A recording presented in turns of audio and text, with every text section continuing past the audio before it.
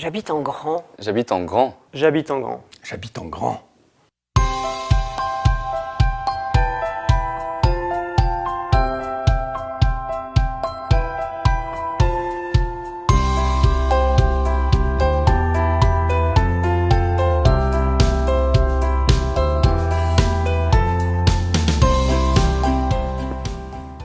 Bon, en fait, j'habite à Marseille et puis je travaille à Paris. Je donne des cours à la Sorbonne. Et dans cette configuration-là, je suis le week-end au bord de la mer. Et sinon, j'ai un studio à Paris dans une corésidence. Et ça me va très bien.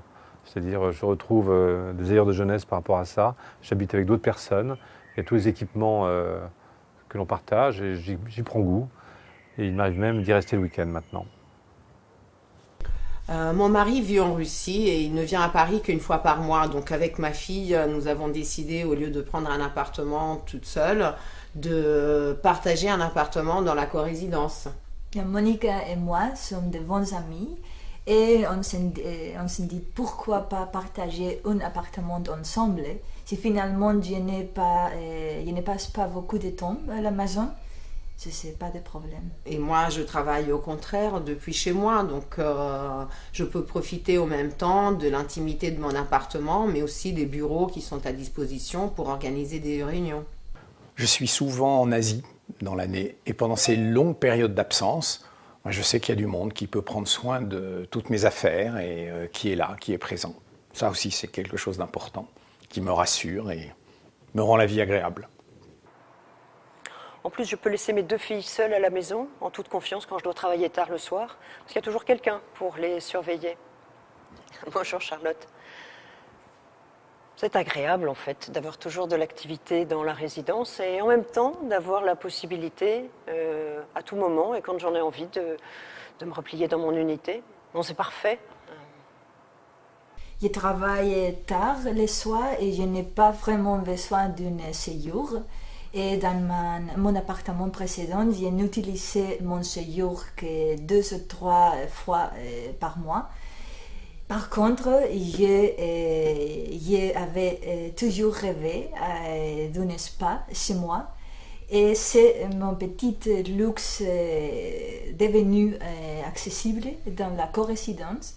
Et j'adore me détendre chaque soir dans un vin quand j'arrive tard chez moi. En même temps, cette idée de corésidence un peu forcée ne me plaisait pas trop au début. Donc j'ai un studio qui est un peu autonome, un peu indépendant. Et voilà, c'est une méthode un peu d'être dedans et dehors à la fois. D'être un peu en retrait. En même temps, de participer à tous ces échanges. Pendant ma première année d'études, j'ai vécu dans une résidence étudiante. J'ai de très bons souvenirs, mais je dois beaucoup travailler. Et pour me concentrer, la corésidence, c'est l'idéal. En plus de ça, il y a un vrai bureau et j'ai l'impression d'habiter dans une vraie maison.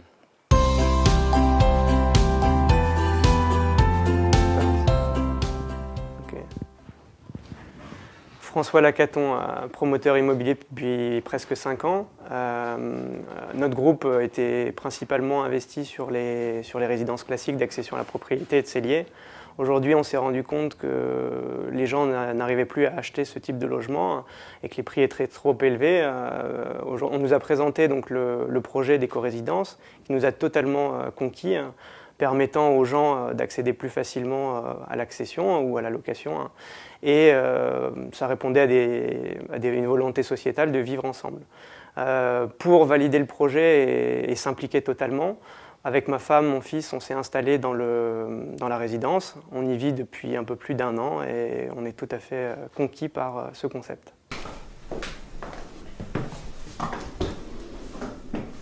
Il est aujourd'hui très difficile pour un couple de trouver un appartement dans Paris. Surtout avec les prix rampantes qu'on a aujourd'hui. Pour nous, disons que la corésidence a été vraiment un choix optimal. Avec nos moyens, nous pouvions seulement acheter un T2 dans Paris ou un T4 à 30 km d'ici, mais avec la corésidence, finalement, nous avons un T4 pour le prix d'un T2. Et c'est même plus qu'un T4 parce qu'il y a la salle à manger, la salle d'études, la spa, en gros plein de fonctions et de chambres qui font un T7, un T8 pratiquement.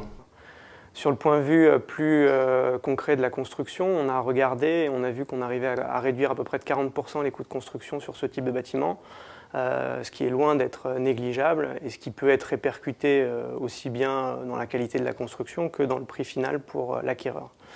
En termes de fiscalité, on voit que ça évolue beaucoup et qu'aujourd'hui, beaucoup d'investisseurs privés sont prêts à se positionner sur le loueur meublé et que donc ça s'adapte totalement aux corésidences qui permettront à la fois à l'investisseur de défiscaliser et à l'occupant de bénéficier d'un loyer en général moindre que s'il était en accession classique. Chaque semaine, j'aide Georges Eugène à faire ses courses, puis ça me fait un petit peu d'argent de poche pour vivre à Paris. Et quand mon frigo est vide, il se fait un plaisir de nous préparer un petit dîner. Et nous économisons aussi pour le babysitting parce que notre fille est très copine avec celle de Sophie. Et nous nous arrangeons toujours pour faire garder les enfants quand nous avons envie de sortir tous les deux. Et aussi au niveau de coûts au quotidien, on arrive à maîtriser parce qu'on mutualise les installations électriques, on mutualise l'eau, on mutualise plein de choses. Et donc ça revient beaucoup moins cher dans les quotidiens aussi. Afin de catalyser la production d'éco-résidences, on pourrait effectivement également envisager de discuter avec les autorités locales afin d'avoir des terrains à un prix qui pourrait permettre une meilleure accession à la propriété. Et on a également vu que sur ce type de construction, on pouvait densifier à hauteur de 40%. Donc avec un effort à la fois des autorités locales et les économies d'échelle que permettent l'éco-résidence, permettent à des citoyens de l'Île-de-France ou de France de s'installer à moindre coût dans des bâtiments de qualité.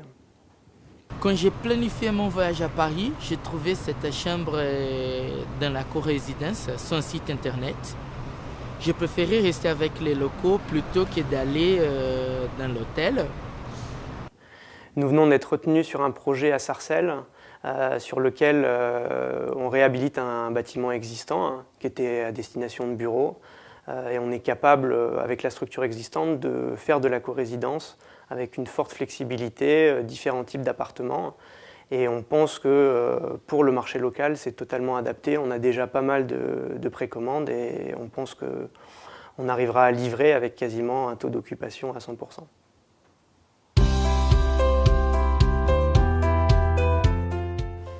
Je suis veuf et c'est vraiment agréable pour moi d'être dans cette co-résidence. Quand je rentre chez moi, au lieu de traverser des couloirs vides où il n'y a personne, je vois de la vie, je vois de l'animation, je vois des jeunes dynamiques qui ont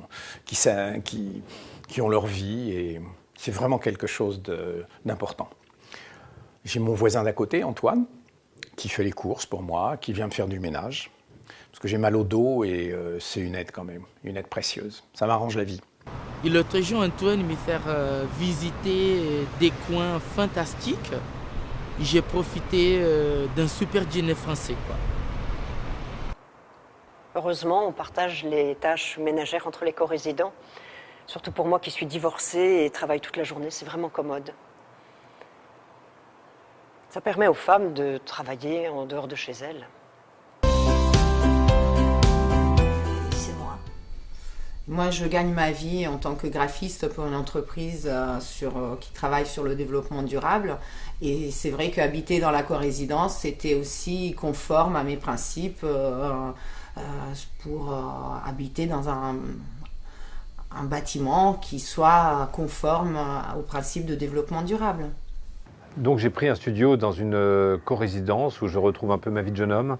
Et là, j'ai pris des habitudes donc, de conversation, de parole avec les autres, et puis en même temps, d'autres modes de partage. Voiture, transport, beaucoup de choses qui se mettent en place actuellement. Et tout ça m'amuse beaucoup. Par exemple, dans ce bâtiment, dans la co-résidence, nous consommons à peu près 25% d'énergie en moins par rapport à un bâtiment traditionnel. Les électroménagers que nous avons à disposition ont une durée de vie de 30% plus longue par rapport aux électroménagers particuliers auxquels on aurait accès habitant dans un appartement classique. L'espace aussi qui est consommé pour construire une co-résidence est 25% moins important par rapport à un bâtiment traditionnel. Et il paraît qu'il y a certaines co-résidences où ils sont arrivés à épargner jusqu'à 40% de terrain constructible. La co-résidence est la solution. La co-résidence est la solution. Corésider. La corésidence, c'est la solution. Corésider. La corésidence, c'est la solution. La corésidence, c'est la solution. Corésider. La corésidence est la solution. Bien sûr.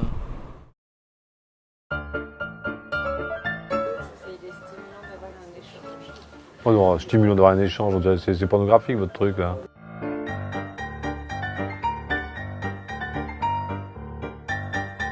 Par rapport aux électroménagers traditionnels. Top. Parfait. Parfait.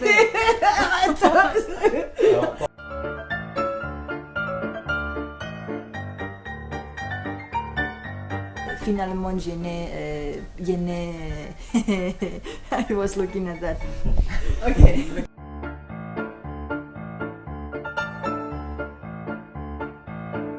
Montage, ça me rassure. Et puis voilà.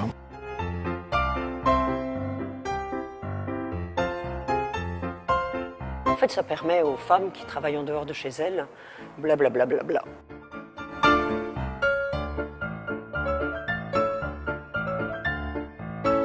J'habite en grand. J'habite en grand. J'habite en grand.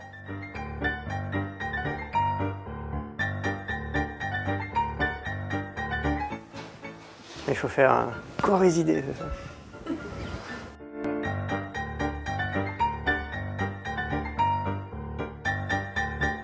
C'était mieux qu'avant, ça. Nous nous arrangeons toujours pour faire garder les enfants.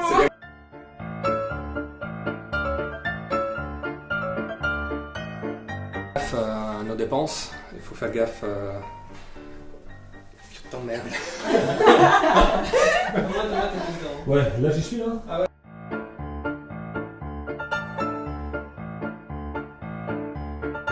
J'ai trouvé cette chambre. Je suis un peu stressé, mais bon, ça va passer.